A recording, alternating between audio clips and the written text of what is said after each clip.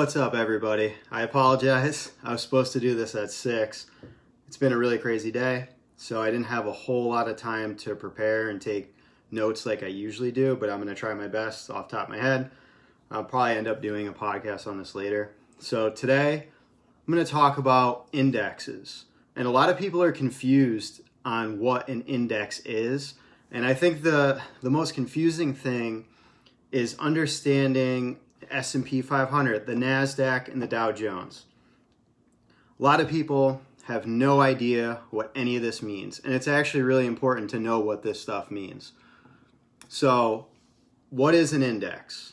Well, we hear all the time the talking heads on TV, such as Jim Cramer, say, the market is up today, the market's down today, the SP 500 is up 50 points, the Nasdaq is up 50 points, the Dow Jones is down 50 points. Well, what the hell does any of this mean, right? To understand what these mean, first we're going to have to talk about what an index is. So an index it's really simple. It's just a market index is a metric that tracks the performance of a group of stocks. So there's two types of indexes, right? There's one that tracks a market, and then there's one that tracks a sector of a market. So some indexes are designed to give you an idea of the health and overall performance of the stock market, like the SP 500 is one of those. And these are generally used to gauge if the market is up or if the market's down. And an example of an index that tracks a stock market is S&P 500 index. Now, this is the largest 500 companies in the US. The S&P 500 index is used to track the health and performance of the US stock. And it's actually a really good measure because it's tracking the performance of the 500 largest cap companies, the 500 largest market cap companies. And you can actually buy exposure to this index with an ETF called VOO or SPY. And that's just one example of a market index. The second type of an index would be a sector index. Now, these are companies that follow a certain particular sector of the market, so there can be an index that specifically tracks tech stocks. There can be an index that tracks medical stocks, consumer staples, travel stocks, etc., etc. I can go on and on. Now, let's talk about what it means when the stock market is up or when the stock market is down. A lot of people I see, they'll say like, oh, my particular stocks are down today. Man, the stock market's getting crushed today. Or my particular stocks are up big today. The stock market's up big. Now, that isn't necessarily true because your stocks can be totally meaningless based on what the stock market is, the performance of the stock market. So there's 3 major indexes in the United States to track the health of the United States stock market. And the 3 major indexes are the S&P 500, the Nasdaq, and the Dow Jones. Now, the S&P 500 index measures the stock performance, we already talked about this, of the 500 largest companies on the stock exchanges in the United States. Now, it's one of the most commonly followed indexes. It's the most popular one, VOO, SPY, and it's the top 10 companies in this index make up nearly 30% of the index. So the top 10 holdings are very important. Now, you weren't actually able to buy the S&P 500 index until 1976, when it became available to buy as a mutual fund. So before this, you would have to buy all of the companies individually in the index. You weren't able to buy an ETF that tracks the S&P 500 index until the early 90s. So for over 100 years, you couldn't really have access to this index without buying all of these companies that make up the index individually, if that makes sense. Now that's one, the S&P 500. The second one is actually not an index, it's the Nasdaq. And the Nasdaq is actually a stock exchange. It's not an index. A lot of people think the Nasdaq is an index. The Nasdaq is actually the second largest stock exchange behind the New York Stock Exchange. Now, the Nasdaq was created in I think it was 1971. And the Nasdaq was the first stock market in the world that was electronic. So before that, they were doing everything. You call your bookmaker, and you actually go to the exchanges and write down what you want. And this was a game changer to have an electronic stock market. So the Nasdaq Composite is an index, not the Nasdaq. The Nasdaq Composite. So the Nasdaq Composite is actually the top 100 companies of the Nasdaq Stock Exchange. So a really popular ETF that tracks the Nasdaq is QQQ. A lot of people know QQQ. QQQ is heavily weighted towards IT and tech companies.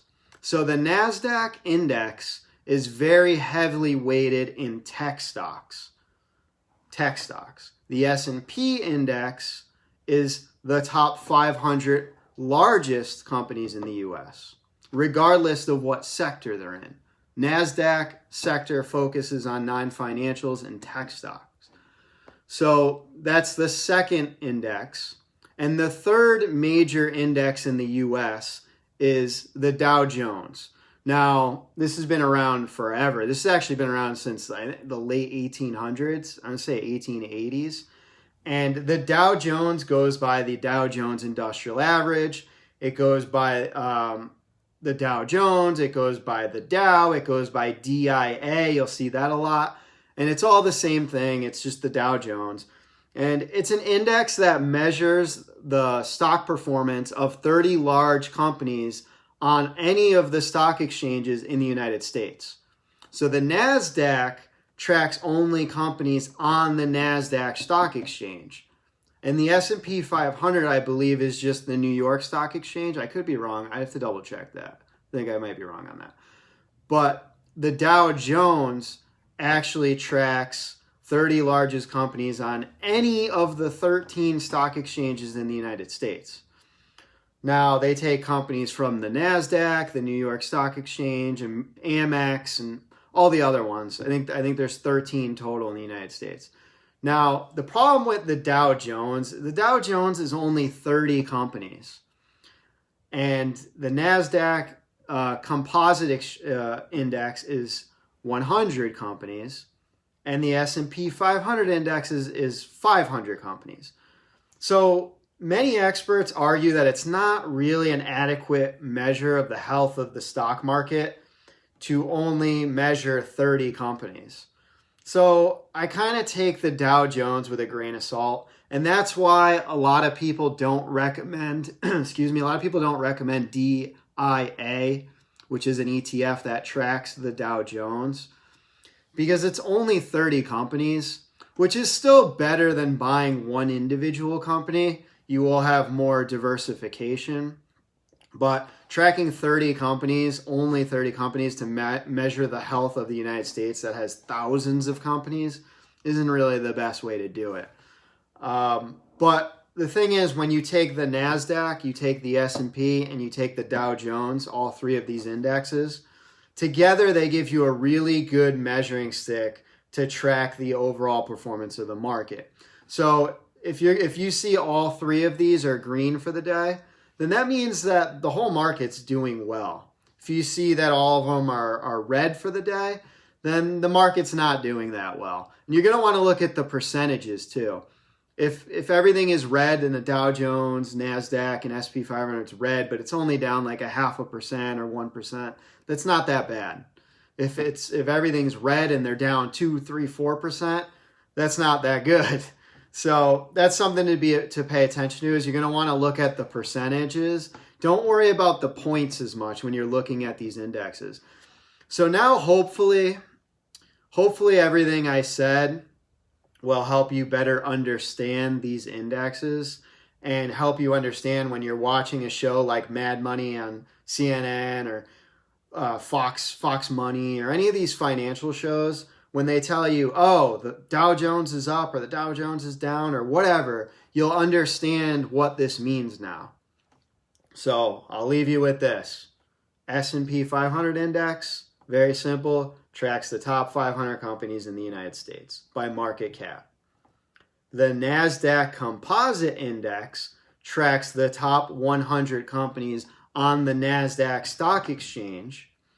And this is a very tech-heavy index. So Nasdaq's tech. And then the Dow Jones Industrial Average. This is just 30 large companies in any of the stock exchanges available in the U.S. Very simple to understand.